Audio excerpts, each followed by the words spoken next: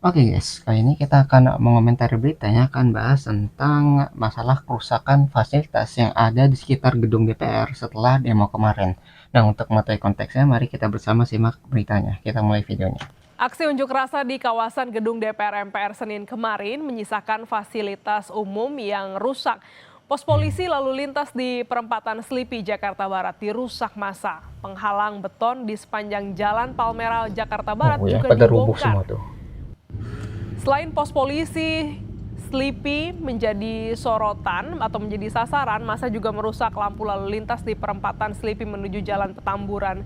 Sementara di sepanjang Jalan Palmerah menuju Pasar Palmerah, masa pengunjuk rasa membongkar barrier beton pembatas jalan dan dahan pohon hingga menutup sebagian badan jalan. Petugas kebersihan yang bertugas pasca demo harus bekerja keras, membersihkan pecahan kaca dan sisa-sisa sampah di sekitar kawasan Selipi. Gitu. Jadi kalau misalnya kita merusak fasilitas umum itu sebenarnya tidak menguntungkan siapa-siapa, karena fasilitas umum itu ditujukan untuk masyarakat, untuk umum kan. Nah kalau misalnya kita rusak itu sebenarnya nggak bagus, karena itu uang pajak kita, uang seharusnya yang bisa kita nikmati sekarang harus kita perbaiki lagi. Jadi nambah biaya tuh yang harusnya nggak masalah nih ya, bersih-bersih aja atau aman-aman aja, tiba-tiba dirusak seperti ini. Itu akan bermasalah ke depannya, karena harus diperbaiki lagi, nanti untuk memperbaiki butuh biaya lagi gitu kan, yang harusnya nggak perlu biaya tambahan sekarang harus butuh biaya perbaikan, itu jadi masalah. Makanya kalau misalnya demo itu jangan sampai anarkis, jangan sampai menimbulkan kerusakan fasilitas umum yang biasa kita pakai ya.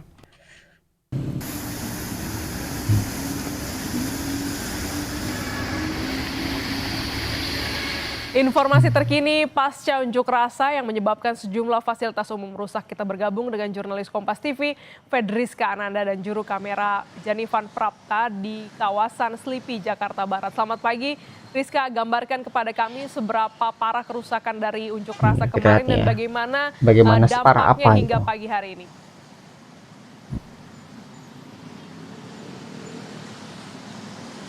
Kalau seberapa parah, Glenis dan juga saudara, kalau misalkan kami pantau sejak tadi pagi, ini tadi sempat disinggung bahwa ini batas jalan dari beton ini dirusak dan kemudian juga satu pos polisi di bawah flyover Selipi juga dirusak.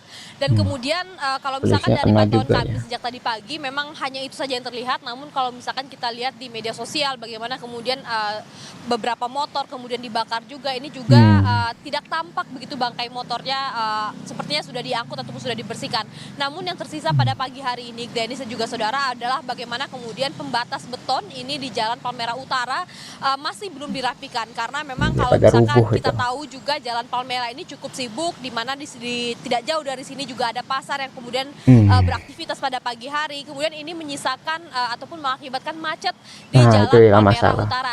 Nah, gitu. Jadi kerusakan tadi itu akan menimbulkan biaya tambahan dan masalah lainnya gitu kan. Bayangin orang mau pakai jalan ya, mau kerja, mau ada yang ke pasar, ada yang pokoknya gunain jalan lah. Tiba-tiba ngelihat ada yang rubuh tadi itu kan. Jadi jalannya itu nggak bisa dipakai secara efektif sehingga menimbulkan kemacetan kemudiannya. Jadi yang setelah anarkis itu, setelah kekacauan tadi ya, setelah demo itu bisa menyebabkan masalah setelahnya gitu. Jadi demo kan untuk menyampaikan aspirasi, bukan untuk menghancurkan fasilitas gitu.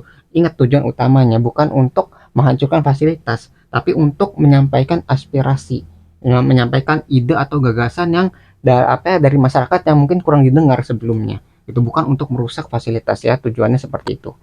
Ini memang Jadi hari-hari ya kasihan ke orang-orang yang ingin kerja sama ingin ke pasar jadinya kan. Jadi terhambat itu ya perjalanannya. Utara, namun karena memang pembatas beton ini belum dibersihkan, sehingga memang Hmm, menyisakan satu lajur jalan saja, baik dari arah tuh kan. Pasar Palmerah menuju ke arah Selipi ataupun dari arah Selipi menuju ke arah Oh, sebaliknya.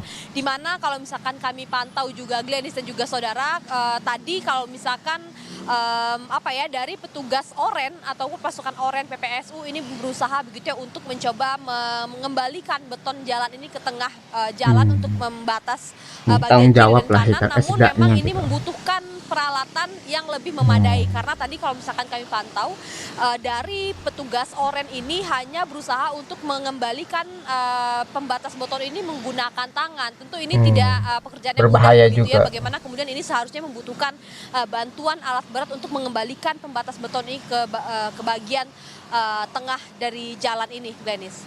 Ya, kita sekarang tahu ya, untuk menghancurkan sesuatu itu mungkin lebih mudah dibandingkan untuk mengembalikan atau memperbaiki sesuatu. Bayangkan kalau ngerubuhinnya gampang, tinggal dorong bareng-bareng jatuh selesai gitu. Untuk mengembalikannya itu mungkin harus ditarik bareng-bareng juga gitu. Itu butuh kekuatan yang lebih ya untuk mengembalikan ke posisi awal. Apalagi harus menggunakan apa ya, kendaraan berat juga ya untuk mengembalikan ke tempat semula. Ini juga mungkin kalau dengan tangan itu bisa berbahaya bagi orang yang melakukannya. Bayangin kalau misalnya lagi dibalik ada yang kejepit atau ada yang terluka gara-gara ingin memperbaikinya, itu kan bakal jadi masalah lagi.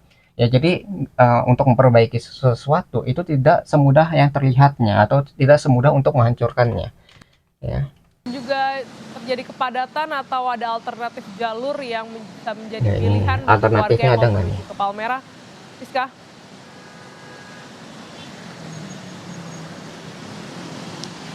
Ya, Glenis, jalan ataupun apa ya, persimpangan lampu merah Selipi ini cukup penting begitu ya, bagaimana kemudian arus dari arah Tangerang menuju ke arah Jakarta ataupun dari arah sebaliknya, dari arah Tanah Abang menuju ke arah Palmerah ataupun sebaliknya, ini kemudian memang cukup terganggu begitu ya dengan adanya fasilitas umum yang rusak begitu. Tadi sempat saya singgung juga bahwa memang khususnya di Jalan Palmerah Utara ini, di mana ini sebetulnya 2 lajur begitu ya, di sebelah kiri dan kanan ini hanya menyisakan 1 lajur saja. Jadi memang terjadi penyempitan jalan begitu akibat beton ataupun pembatas jalan yang terbuat dari beton ini kemudian belum dirapihkan.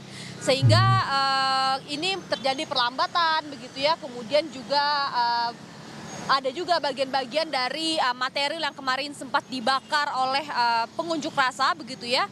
Kemudian memang ini belum dibersihkan. Jadi Iya, memang kotor tampaknya juga. membutuhkan bantuan alat berat untuk dapat mengembalikan pembatas jalan ini kembali ke tengah.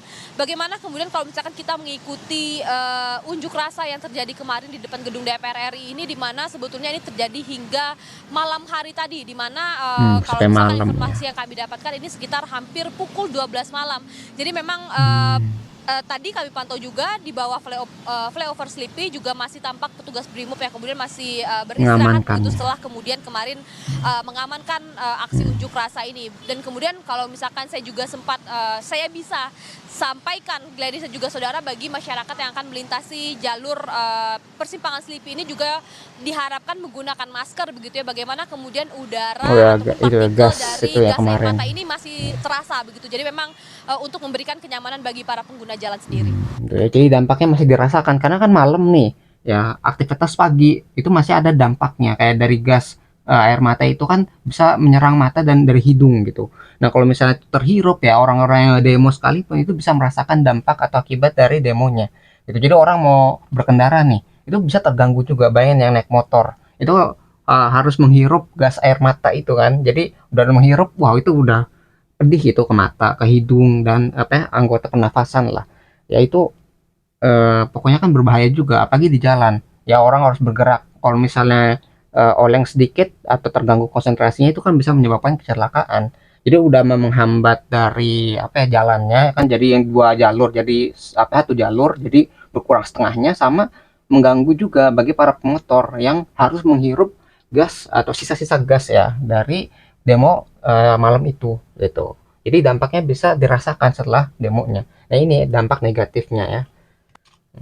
Latihan di pagi hari menuju jam masuk kantor bisa mencari alternatif bagi warga yang ingin berkendara atau menuju ke wilayah Palmerah. Terima kasih Fedriska Ananda dan juga juru kamera Janivan Prapta atas laporan Anda. Ya jadi itu yang bisa kita pelajari dari beritanya. Kayaknya kalau misalkan mau demo atau melakukan unjuk rasa itu pokoknya jangan sampai merusak fasilitas yang telah sediakan. Kalau kalian mau menyampaikan sesuatu, sampaikanlah dengan baik supaya tidak merugikan orang-orang yang ingin menggunakan fasilitas umum yang telah disediakan tadi. Bayangin jalannya rusak, terus jalannya ada yang ketutup, ada yang kotor jalannya, itu kan akan merugikan nggak cuma orang yang demo tapi orang yang ingin menggunakan jalannya juga. Itu jadi harus perbaikilah cara untuk menyampaikan pendapatnya gitu ya. Jadi jangan sampai bertindak anarkis ketika demo atau unjuk rasa itu terjadi. Ya jangan sampai merugikan banyak orang lah. Sampai dampaknya bisa dirasakan oleh orang yang tidak berdemo juga. Gitu. Bahkan bisa mengganggu aktivitas ya. Apalagi tadi kan di pasar terus jalannya rame, banyak orang yang ingin bekerja, itu juga terganggu ya gara-gara macet akhirnya. Terus ada sisa-sisa dari gas air mata tadi yang untuk mendamaikan atau mengamankan para pendemo yang bertindak rusuh. Ya, jadi itu yang bisa kita pelajari. Ya, jangan sampai bertindak anarkis saat unjuk rasa itu terjadi. Nah, mungkin itu yang bisa kita pelajari dari beritanya. Nah, kalau kalian tertarik dengan video aslinya, link video sudah saya cantumkan di deskripsi video. Nah, mungkin sekian yang bisa saya sampaikan. Semoga video bisa bermanfaat. Kurang lebih yang mohon maaf. Kita ketemu lagi di pembahasan selanjutnya. Insya Allah.